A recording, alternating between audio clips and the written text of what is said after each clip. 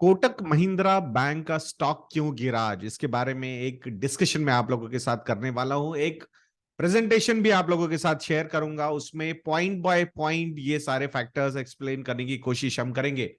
Q1 FY24 के results आ चुके हैं कोटक महिंद्रा बैंक के, और रिजल्ट्स अगर ईयर ऑन ईयर देखते तो काफी अच्छे लगे हैं, बट फिर भी उसके बावजूद स्टॉक जो है वो आज गिरा है।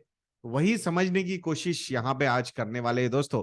तो एक प्रेजेंटेशन आप लोगों के साथ शेयर करूंगा, और उस प्रेजेंटेशन को एक्सप्लेन करने की कोशिश भी मैं आप लोगों के सामने यहाँ पे करने वाला हूं। So these are the 6 factors जिसकी वजह से ये स्टॉक आज गिरा है। तो ये फैक्टर्स जो है वो पॉइंट बाय पॉइंट मैं आप लोगों को समझाने वाला हूं। तो पहला जो है वो राइज इन प्रोविजनिंग है, मतलब प्रोविजंस जो है वो बड़े हैं।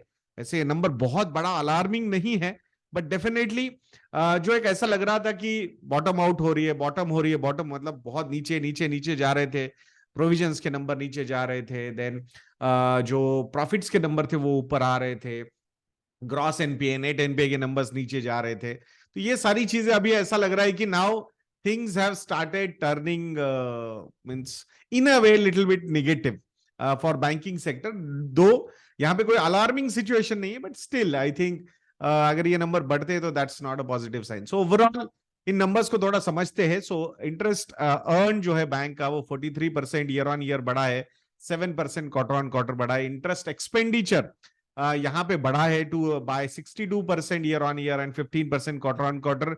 Main reason for that, look at the cost of saving deposits जो है वो बॉटम आउट हो चुकी थी इन मार्च 2022। उसके बाद कंसिस्टेंटली यहाँ पे ये जो नंबर है बढ़ता आ रहा है, and currently the cost of savings deposit is around 3.96%। तो ये जो इंटरेस्ट रेट्स बढ़े हैं फ्रॉम आरबीआई की तरफ से रेपो रेट, तो उसका इंपैक्ट यहाँ पे कॉस्ट ऑफ डिपॉजिट्स पे बढ़ता हुआ दिख रहा है। नेट इंटरेस्ट इनकम का जो नंबर है वो 33% से ईयर ऑन ईयर बढ़ा है, 2% क्वार्टर ऑन क्वार्टर। तो यहाँ पे सिक्वेंशियल ग्रोथ म्यूटेड है। नॉन इंटरेस्ट इनकम काफी अच्छा, सरप्राइजिंगली काफी अच्छा परफॉर्म किया है बैंक के लिए, which is up by 140% year on year and 23% quarter on quarter. The number is 2683 crore. Total income is up by 53% year on year and quarter on quarter 8%. Operating expenditure भी बढ़ा है first quarter of financial year. So obviously वहां पे बहुत सारे salary hikes, पे outs, bonuses, सब चीजें जाती है, तो उसका एक इम्पैक्ट जो है वो ओवरऑल ऑपरेटिंग एक्सपेंसेस पे भी हुआ है। So year on year the operating expenditure is up by 31% and quarter on quarter it is up by 9%। So ये जो नंबर है definitely it has also impacted the overall operating profit. So pre-provisioning operating profit number is at 4950 crore, year on year 78%, quarter on quarter it is up by 7%. But provisions के numbers की अगर हम बात करते हैं तो यहाँ पे provisions have gone up by 1487% to 365 crore year on year, and quarter on quarter अगर ये देखते हैं तो 148% का ये नंबर है। दो ये बेस इफेक्ट्स छोटे हैं, that's why these numbers are becoming looking bigger. But the cycle has turned, या फिर जो डाउन साइकिल है एनपीएस की, वो कहीं ना कहीं थोड़ी सी स्टार्ट होती हुई हमें यहाँ पे दिख रही है। Net profit number is up bye 67% year on year, but quarter on quarter the net profit number is down by 1%। तो ये एक रीजन रहा कि आज मार्केट ने इसे थोड़ा सा निगेटिवली रिएक्ट किया। अब नेट इंटरेस्ट मार्जिन की बात करते हैं। सो ऑब्वियसली जब कॉस्ट ऑफ फंड्स जो है वो नीचे जा रहे थे और कॉस्ट ऑन जो इंटरेस्ट कॉस्ट है on the loans given by the bank वो बढ़ रही थी। So at that point of time जो टॉप के लेवल तक गया था net interest margin, that was 5.75%, but now it has started going down which is at 5.57%। दो बैंक्स के जो लॉन्ग टर्म टारगेट्स है वो 5% प्लस के है, which is quite comfortable 5.57%, but still जो नंबर अगर साइकिल डाउनवर्ड्स होना शुरू हो चुकी है, so definitely it can go down, and we have seen worst case scenarios में the cycle going down to 4.36% also.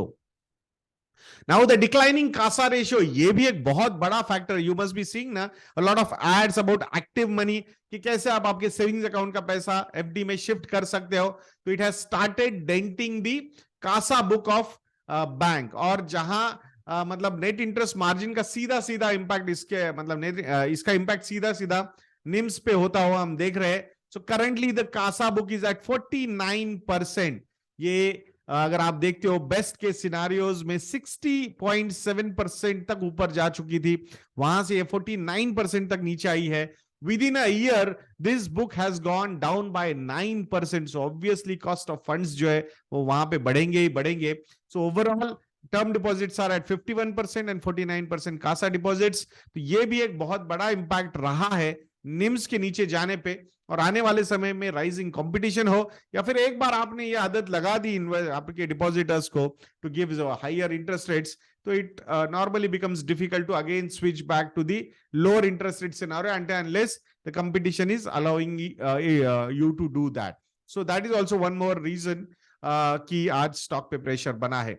Then ये टर्म डिपॉजिट्स के नंबर्स भी अगर आप देखते हो, कासा रेशियो ये मैंने समझा आपको, -9.1% ईयर ऑन ईयर फॉल हुआ है, -3.8% क्वार्टर ऑन क्वार्टर फॉल हुआ है. वहीं पे जो high interest paying out deposits, term deposits, they have gone up by 49% year on year and 15% quarter on quarter. तो ये जो है प्रेशर बैंक पे बनता हुआ दिख रहा है. Then aggressive unsecured retail lending, ये भी एक रीजन है कि मार्केट थोड़ा सा इसके ऊपर कॉन्शियस हुआ है. सो आप देख सकते हो जून 2021 से कैसे कंसिस्टेंटली जो पीएल है, बीएल है, कंज्यूमर ड्यूरेबल लोन्स है या फिर क्रेडिट कार्ड के लोन्स है, ये नंबर्स कंसिस्टेंटली यहाँ पे बढ़ते हुए जा रहे हैं. But till the time the NPAs are under control, there is no problem, but still market can take these things with a little caution.